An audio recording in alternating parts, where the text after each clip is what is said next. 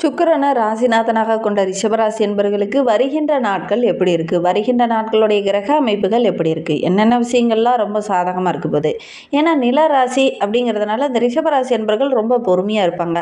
ஆனால் இவங்க பேசுகிறத விட சாதிக்கணும் அப்படின்னு தான் நினைப்பாங்க. ஏன்னா தேவையில்லாமல் பேசுகிறத விட செயலில் இறங்கி காட்டுமே அப்படின்னு தான் இவங்க செயலில் இறங்கக்கூடிய ஒரு நபர்கள் தான் இந்த ரிஷபராசி என்பவர்கள். இலக்கை நிர்ணயிச்சுட்டு தான் அந்த செயல்லையே இறங்குவாங்க. இதை நம்ம அச்சீவ் பண்ணுறோம், இதில் ஜெயிக்கிறோம் அப்படின்னு இந்த பாதையை ரொம்ப தெளிவாக திட்டமிட்டு இறங்கக்கூடிய ஒரு நபர்கள் தான் இந்த ரிஷபராசி என்பர்கள். போடுற பேஸ்மெண்ட்டை தான் நல்லா ஸ்ட்ராங்காக போடுற அப்படின்னு சொல்லக்கூடிய ஒரு நபர்கள்னால் நம்மளுடைய ரிஷபராசி என்பர்கள் தான்.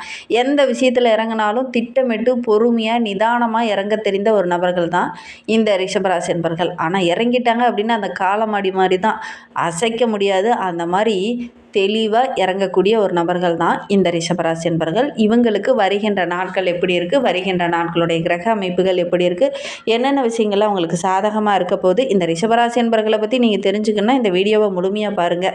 சரி வாங்க, நம்மளுடைய ரிஷபராசி என்பர்களுக்கு வருகின்ற நாட்கள் எப்படி இருக்குது, இவங்களுடைய இயல்பு எப்படி இருக்கும் அப்படிங்கிறத தொடர்ந்து பார்க்கலாம். நீங்கள் இப்போ தான் ஃபஸ்ட் டைமாக நம்ம சேனலை பார்க்குறதா இருந்தால் நம்ம சேனலை சப்ஸ்கிரைப் பண்ணிக்கோங்க. கூடவே இருக்கிற பெல் ஐக்கானையும் கிளிக் பண்ணிக்கோங்க. அப்போ தான் நாங்கள் போடுற ஒவ்வொரு வீடியோவுமே உங்களுக்கு நோட்டிஃபிகேஷனாக வரும். நீங்கள் ரிஷபராசி என்பராக இருந்தால் மறக்காமல் நம்மளுடைய சேனலுக்கு ஒரு லைக் கொடுத்துக்கோங்க. உங்களுடைய உறவுகள் வகையில் யாராவது ரிஷபராசி என்பர்கள் இருக்காங்க அப்படின்னா மறக்காமல் இந்த வீடியோவை அவங்களுக்கும் ஷேர் பண்ணிவிடுங்க. ரிஷபராசியில் நீங்கள் எந்த நட்சத்திரத்தில் பிறந்தீங்க அப்படிங்கிறத மறக்காமல் எங்களுடைய கமெண்ட் பாக்ஸில் தெரிவிங்க. உங்களுக்கு ஜோதிட ரீதியாக ஏதாவது சந்தேகம் இருக்குது அப்படின்னா கூட டிஸ்கிரிப்ஷனில் நம்பர் கொடுத்துருக்கோம், அந்த நம்பருக்கு காண்டாக்ட் பண்ணுங்கள். சரி, நம்மளுடைய ரிஷபராசி என்பர்கள் தேவையில்லாமல் யாருக்கிட்டையும் எந்த விதத்துலேயும் போட்டி போட மாட்டாங்க. எல்லா இடத்துலையுமே ஒரு இலக்கை நோக்கி ஒரு இலக்கை நிர்ணயிச்சுட்டு அந்த இலக்கை நோக்கி பயணிக்கக்கூடியவங்க தான் இந்த ரிஷபராசி என்பர்கள் அப்படின்னே சொல்லலாம். சில நேரங்கள் பார்த்திங்கன்னா இவங்களுக்கு வாழ்க்கை கொஞ்சம் மெதுவாக நகர்ற மாதிரி தான் தோணும். ஆனால் இவங்க நினைவில் வச்சுப்பாங்க, நான் மெதுவாக நகர்ந்தாலும் ஆலமரம் மாதிரி எவ்வளோ ஆண்டு ஆனாலும் சரி, 100 ஆண்டுகள் ஆனாலும் சரி, எவ்வளோ பெரிய புயல் காற்று வந்தாலும் சரி, நான் அதே மாதிரி அந்த நிலையாக நிற்கக்கூடிய ஒரு நபர் தான் இந்த ரிஷபராசி என்பர்கள் அப்படின்னு சொல்லலாம். ஆலமரம் மாதிரி எல்லாருக்கும் நிழல் தர மாதிரி தான் இந்த ரிஷபராசி என்பர்கள் இருப்பாங்க. வெற்றி வேணால் அவங்களுக்கு தாமதமாக கிடைக்கலாம், ஆனால் இவங்களுடைய எண்ணங்கள் இவங்களுடைய செயல்கள் எல்லாமே பல 100 ஆண்டுகள் அப்படியே ஸ்ட்ராங்காக நிற்கிற மாதிரி தான். ஒரு வீடு கட்டுறதா இருக்கட்டும், ஒரு தொழில் அமைக்கிறதா இருக்கட்டும், எல்லாத்தையுமே பார்த்து பார்த்து எதிர்காலத்தில் நம்மளுடைய குழந்தைகளும் இதை தொடர்ச்சியாக செய்யணும் அப்படிங்கிறதுக்காக ஒவ்வொன்றையும் பார்த்து பார்த்து செய்யக்கூடிய ஒரு நபர்கள் தான் இந்த ரிஷபராசி என்பர்கள். ரிஷபராசி என்பர்கள் பொதுவாகவே குடும்பத்தை அவ்வளோ நேசிப்பாங்க, உறவுகளை அவ்வளோ மதிப்பாங்க. நம்பினவங்க ஒரு நண்பனாகட்டும் ஒரு உறவாகட்டும் இவங்களை நம்பி வராங்க அப்படின்னா அவங்கள ஒருபோதும் கைவிட மாட்டாங்க இந்த ரிஷபராசி என்பர்கள் அப்படின்னு சொல்லலாம். வாழ்க்கையை ரொம்ப பாதுகாப்பாக வாழணும், யார் மனதையும் புண்படுத்தக்கூடாது அப்படின்னு ரொம்ப தெளிவாக செயல்படக்கூடிய ஒரு ராசி தான் இந்த ரிஷபராசி என்பர்கள் அப்படின்னே சொல்லலாம். யாருக்குமே எந்த விதத்துலேயும் செஞ்சிடக்கூடாது அப்படின்னு ஒவ்வொன்றையும் பார்த்து பார்த்து செய்யக்கூடியவங்க தான் இந்த ரிஷபராசி என்பர்கள் அப்படின்னே சொல்லலாம். இவங்களால வலியை எளிதாக மறக்கவும் முடியாது. ஒருத்தர் ஒரு கஷ்டப்படுத்திட்டாங்க, ஒருத்தர் ஒரு ஏமாற்றிட்டாங்க அப்படின்னா அவங்களால அந்த விஷயத்தை மறக்கவே முடியாது. உண்மையான அன்பை வெளிக்காட்டுறதுனால இவங்களுக்கு யாராவது ஏமாற்றிட்டாங்க, ஒருத்தர் ஒரு துரோகம் பண்ணிட்டாங்க அப்படின்னா உங்களுடைய மனதில் அது ரொம்ப ஒரு புள்ளியாகவே கரும்புள்ளியாகவே அமைஞ்சிரும் அப்படின்னு சொல்லலாம். இவங்களுடைய பலவீனம் அப்படின்னு எடுத்துக்கிட்டால் இதை நம்ம சொல்லலாம். உண்மையிலே சொல்லும்போது இந்த ரிஷபராசி என்பர்கள் மிகப்பெரிய ஆயுதம் அப்படின்னு எடுத்துக்கிட்டிங்க. கோபத்தில் கூட இவங்க முடிவெடுக்கிறது ரொம்ப பொறுமையாக தான் எடுப்பாங்க. இந்த ரிஷபராசி என்பர்களுடைய மிகப்பெரிய பலமே பொறுமையாக நிதானமாக திட்டமிட்டு முடிவெடுக்கிறதா. அதே நேரத்தில் இவங்களுடைய பலவீனம் அப்படின்னு எடுத்துக்கிட்டோம்னா நம்ம வச்சு ஒரு சிலர்லாம் இவங்களை ஏமாத்துறாங்க பார்த்தீங்கன்னா, அந்த இடத்துல ரொம்ப உடஞ்சி போயிடுவாங்க இந்த ரிஷபராசி என்பர்கள் அப்படின்னு சொல்லலாம். சரி, இவங்களுக்கு வருகின்ற நாட்கள் எப்படி இருக்குது, வருகின்ற நாட்களுடைய கிரக அமைப்புகள் எப்படி இருக்குது அப்படிங்கிறத தொடர்ந்து பார்க்கலாம். வருகின்ற நாட்களுடைய கிரக நிலையை வைத்து ஆராய்ந்து பார்க்கும்போது நம்மளுடைய ரிஷபராசிக்கு ராசியில் செவ்வாய், தனவாக்கு குடும்பஸ்தானத்தில் சூரியனும் புதனும், தைரிய வீரிய ஸ்தானத்தில் குருவும் சுக்கிரனும், சுகஸ்தானத்தில் கேது, தொழில் ஸ்தானத்தில் ராகு, லாபஸ்தானத்தில் சனி பகவான், இந்த மாதிரி கிரக அமைப்புகள் வருகின்ற நாட்களில் இந்த ரிஷபராசி என்பர்களுக்கு இருக்குது. ஏன்னா ராசியிலேயே செவ்வாய் இருக்கிறதுனால இந்த காலகட்டத்தில் பேச்சில் கொஞ்சம் நிதானமாக இருந்துக்கணும்.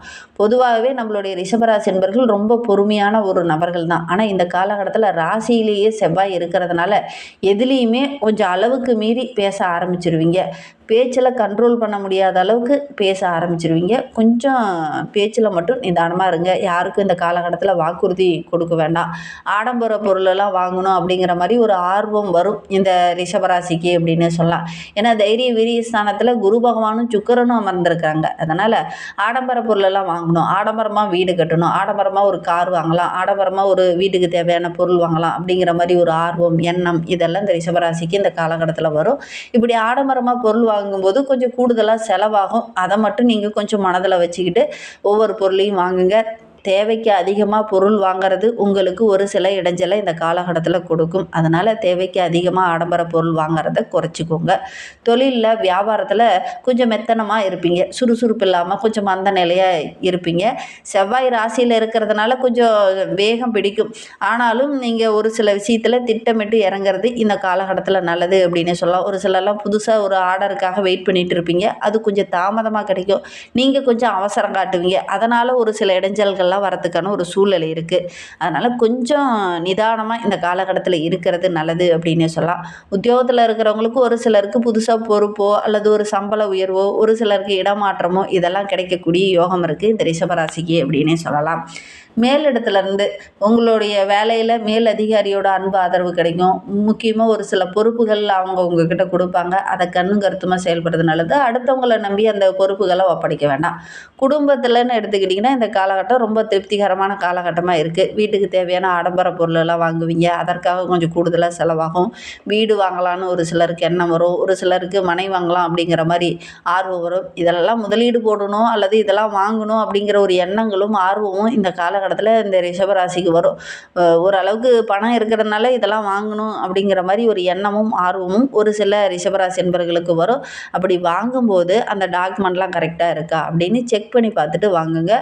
இந்த காலகட்டத்தில் வேகமாக ஒரு சிலர்கிட்டலாம் போய் அட்வான்ஸ் கொடுத்துட்டு வந்துடுவீங்க. அதுக்கப்புறம் யோசிப்பீங்க, இந்த வீட்டில் இதெல்லாம் இருக்கா இல்லை வேறு ஏதாவது இருக்கா அப்படின்னு செக் பண்ணிகிட்டு இருப்பீங்க. கொடுத்துட்டு வந்து தான் யோசிப்பீங்க. ஏன்னா செவ்வாய் ராசியில் இருக்கிறதுனால வேகம் அதிகமாக இருக்கும், விவேகம் கொஞ்சம் குறைவாக இருக்கும். அதனால் ஒரு சில இடத்துல இந்த ஆர்வம் அதிகமாக இருக்கிறதுனால டக்குன்னு முதலீடு போட்டுருவீங்க. அதனால் ஒரு சில இடைஞ்சல்கள் வரதுக்கான ஒரு சூழ்நிலை இருக்குது. அதனால் ஒவ்வொரு இடத்துலையுமே இந்த ரிஷபராசி என்பர்கள் இந்த காலகட்டத்தில் கொஞ்சம் பொறுமையாகவும் பேச்சில் கொஞ்சம் நிதானமாகவும் இருக்கிறது நல்லது அப்படின்னு சொல்லலாம்.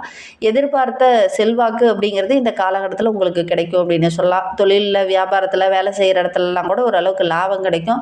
உங்களுக்கே கூட ஒரு சிலருக்கு பார்த்திங்கன்னா சம்பள உயர்வு கிடைக்கக்கூடிய யோகம் இருக்குது அப்படின்னு சொல்லலாம். கலைத்துறையை சார்ந்த நண்பர்களுக்கு இந்த காலகட்டம் அப்படிங்கிறது ரொம்ப சிறப்பாக இருக்குது. எல்லாரையும் கவர்ற மாதிரி ரொம்ப திறமையாக பேசுவீங்க. தலைமைத்துவம் இதெல்லாம் கிடைக்கக்கூடிய யோகம் இருக்குது. சக கலைஞர்கள் மத்தியில் நீங்கள் ஒரு பாராட்டுக்குரிய கலைஞராக இந்த காலகட்டத்தில் வள வருவீங்க அப்படின்னே சொல்லலாம். அரசியல் துறையில் இருக்கக்கூடிய ரிஷபராசி என்பவர்களுக்கு இந்த காலகட்டம் அப்படிங்கிறது உங்களுடைய செயலில் இருக்கக்கூடிய அந்த வேகத்துக்கு ஒரு சில முட்டுக்கட்டைகள் வரும். அதனால் கொஞ்சம் இடைஞ்சல்கள் வரத்துக்கான ஒரு சூழ்நிலை இருக்குது. நீங்கள் பாட்டுக்கு ஒரு பாதையில் போயிட்டுருப்பீங்க, திடீர்னு ஒருத்தன் இடைஞ்சலில் வருவான். அதனால் உங்களுக்கு வேகம் இந்த காலகட்டத்தில் அதிகமாக இருக்கிறதுனால இடையில வர்றவங்கள டக்குன்னு வார்த்தையால் சுட்டுருவீங்க. அதனால் ஒரு சில இடத்துல மன வருத்தங்களும் ஒரு சில கஷ்டங்களும் வரத்துக்கான ஒரு சூழ்நிலை இருக்குது. அதனால் இந்த காலகட்டத்தில் இடையில் வர நபர்களை கொஞ்சம் பொறுமையாக ஹேண்டில் பண்ணுங்கள். தேவையில்லாத விஷயங்களில் கொஞ்சம் அவாய்ட் பண்ணிக்கிறது உங்களுக்கு நல்லது அப்படின்னு சொல்லலாம். வெளியில் பயணம் செல்கிறதுக்கான ஒரு வாய்ப்புகள் இந்த காலகட்டத்தில் இந்த ரிஷபராசி அன்பர்களுக்கு அமையும். அது உங்களுக்கு மகிழ்ச்சிகரமாக இருக்கும். ஒரு ஆன்மீக தலங்களுக்கோ, ஒரு சுற்றுலா தலங்களுக்கோ அல்லது உங்களுடைய குலதெய்வ கோயிலுக்கோ இதெல்லாம் செல்கிறதுக்கான வாய்ப்புகள் இருக்குது அப்படின்னு சொல்லலாம். ரிஷபராசியில் கார்த்திகை 2, 3, 4 பாதங்களில் பிறந்தவங்களுக்கு வருகின்ற நாட்கள் அப்படிங்கிறது ரொம்ப சுறுசுறுப்பாக இயங்கக்கூடிய நாட்களாக அமைந்திருக்கு. இந்த சோம்பேறித்தனத்தெல்லாம் விட்டுட்டு சுறுசுறுப்பாக இயங்க ஆரம்பிப்பீங்க. ஏன்னா ரிஷபராசி அப்படின்னாவே கொஞ்சம் சோம்பேறித்தனம், சாப்பாடு விஷயத்தில் சாப்பிட்டோமா கொஞ்ச நேரம் ரெஸ்ட்டை போடுவோம் அப்படிங்கிற மாதிரி கொஞ்சம் சோம்பேறித்தனமாக இதனை வரையிலும் செயல்பட்டுருப்பீங்க. ஆனால் இந்த காலகட்டத்தில் சுறுசுறுப்பாக இயங்க ஆரம்பிப்பீங்க. ஏன்னா ராசியில் செவ்வாய் இருக்கிறதுனால சுறுசுறுப்பாக இயங்க வைப்பார். அதனால் நிறைய வெற்றிகள் கிடைக்கிறதுக்கான யோகமான நாட்களாக வருகின்ற நாட்கள் அமைந்திருக்கு. உங்களுடைய அறிவுத்திறன் அப்படிங்கிறது ரொம்ப சிறப்பாக இருக்குது. பேச்சில் ஒரு சில தடிமனான வார்த்தைகள் இந்த காலகட்டத்தில் வரும். கொஞ்சம் கவனமாக பேசுகிறது நல்லது. நல்ல ஒரு ருசியான உணவுலாம் இந்த காலகட்டத்தில் கிடைக்கும்.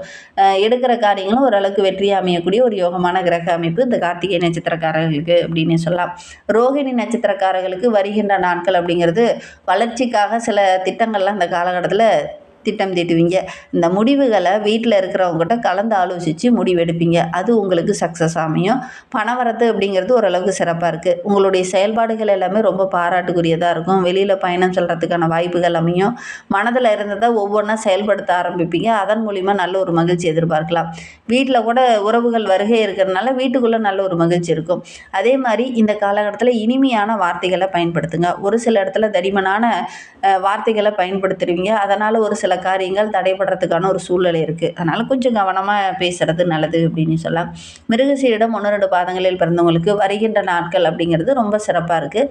என்ன ஒன்று அலைச்சல் மட்டும் கொஞ்சம் அதிகமாகும். மற்றவங்களும் உங்களுக்கு உதவிகரமாக இருப்பாங்க. அவங்க மூலியமாகவும் ஒரு சில நன்மைகள் கிடைக்கும். தேவையில்லாமல் பகையெல்லாம் அந்த காலகட்டத்தில் வரும். நீங்களே எதிர்பார்த்துவனே திடீர்னு ஏன்டா அவங்க கோச்சிட்டு போகிறான் அப்படின்னு நினைப்பீங்க. ஏன்னா நண்பராக இருப்பாங்க. ஆனால் நீங்கள் சகஜமாக எப்பயும் பேசுகிற மாதிரி பேசுவீங்க. அவங்க வந்து தவறுதலாக புரிஞ்சுக்கிட்டு விலகிறதுக்கான ஒரு சூழ்நிலையெல்லாம் இருக்குது. அதனால் கொஞ்சம் பேச்சில் மட்டும் நிதானத்தை கடைபிடிக்கிறது நல்லது. பணவரத்து அப்படிங்கிறது ஓரளவுக்கு சிறப்பாக இருக்குது. கையிருப்பு கூட ஓரளவுக்கு சேமிக்கக்கூடிய யோகம் இருக்குது இந்த மிருகசீரிட நட்சத்திரக்காரர்களுக்கு அப்படின்னு சொல்லலாம். ஒரு சிலருக்கெல்லாம் இந்த காலகட்டத்தில் தூக்கமின்மை போன்ற பிரச்சனைகள்லாம் வரும். ஏன்னா நிறைய விஷயங்கள் மனதுக்குள்ளே ஓடிட்டே இருக்கும். பணம் 10 ரூபா கையில் இருக்குது அப்படின்னா நம்ம அதை பண்ணலாமா இதை பண்ணலாமா அப்படிங்கிற மாதிரி யோசனைகள் அதிகமாகவே இருக்கும். ஒரு சிலர்லாம் முதலீடு போடுறத பற்றி யோசிச்சுக்கிட்டே இருப்பீங்க. ஒரு சிலர்லாம் வீடு வாங்கலாமா, நிலம் வாங்கலாமா, ஆடம்பர பொருள் வாங்கலாமா அப்படிங்கிற மாதிரி யோசனைகள் ஒரு சிலருக்கு ஓடிட்டு இருக்கும். உண்மையா இல்லையா அப்படிங்கிறத மறக்காமல் இந்த மிருகசீரிட நட்சத்திரக்காரங்க இந்த வீடியோ பார்த்துட்ருக்கீங்க அப்படின்னா தெரிவிங்க. வெளியில் பயணம் போவீங்க. அது ஓரளவுக்கு வெற்றி அமையும். மனதில் ஒரு தைரியம், தன்னம்பிக்கை இது எல்லாமே அதிகமாகும். சுக்கிரனோட சஞ்சாரம் சாதகமாக இருக்கிறதுனால ஓரளவுக்கு ஆதாயம் பெறக்கூடிய ஒரு யோகமான கிரக அமைப்பு தான். இந்த ரிஷபராசி என்பர்கள் முருகன் வழிபாடை தொடர்ந்து செய்யுங்க. அதுவும் செவ்வாய்க்கிழமையில செய்யுங்க. உங்களுக்கு இருக்கக்கூடிய கஷ்டங்கள் நீங்கும். உங்களுடைய எதிர்பார்ப்புகளும் ஒவ்வொன்றா நிறைவேறும். நம்பிக்கையோடு இதை மட்டும் செய்யுங்க. அதே நேரத்தில் வெள்ளிக்கிழமையில மகாலட்சுமி தாயாரை வழிபடுறத மறந்துடாதீங்க. சனிக்கிழமையில சனீஸ்வர பகவானுக்கு ஒரு எல் தீபம் போட்டு வழிபட்டுடுவாங்க. உங்களால் போக முடியல அப்படின்னா சனிக்கிழமையில வீட்டில் அசைவம் செய்கிறத தவிர்த்துட்டு வீட்டில் நீங்கள் எப்பவும் போல் வழக்கம் போல் சாப்பாடு செய்வீங்க இல்லையா, அதில் ஒரு பிடி சாதத்தை எடுத்து அதில் கொஞ்சம் எள் கலந்து காகத்துக்கு அன்னம் இட்டுடுவாங்க. அந்த சனீஸ்வர பகவானுடைய அருள் பரிபூரணமாக கிடைக்கும்போது தொழிலில் வியாபாரத்தில் இருந்த அந்த தடைகள் எல்லாம் சரியாகி தொழிலில் நல்ல ஒரு வளர்ச்சி எதிர்பார்க்கலாம். பொருளாதாரத்துலேயும் கூட நல்ல ஒரு மேன்மை எதிர்பார்க்கலாம். நம்பிக்கையோடு இதை மட்டும் செஞ்சு பாருங்கள். இந்த மாதிரி பயனுள்ள தகவலை நீங்கள் தொடர்ந்து கேட்கணும் அப்படின்னு நினச்சிங்கன்னா நம்ம சேனலை சப்ஸ்கிரைப் பண்ணிவிட்டு கூடவே இருக்கிற பெல் ஐக்கானையும் கிளிக் பண்ணிக்கோங்க. அப்போ தான் நாங்கள் போடுற ஒவ்வொரு வீடியோவுமே உங்களுக்கு நோட்டிஃபிகேஷனாக வரும். இந்த வீடியோவை முழுமையாக பார்த்ததற்கு மிகவும் நன்றி. தேங்க்யூ.